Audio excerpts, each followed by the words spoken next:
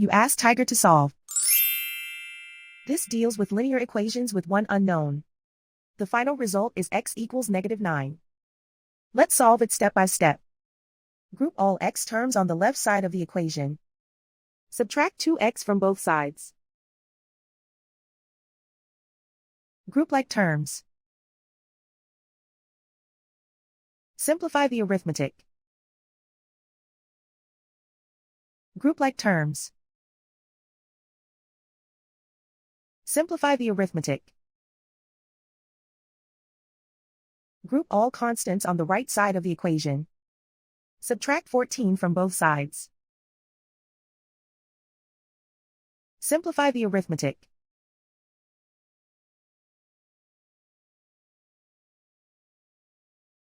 Isolate the x. Divide both sides by 3. Simplify the fraction. Find the greatest common factor of the numerator and denominator. Factor out and cancel the greatest common factor. And so the final result is x equals -9.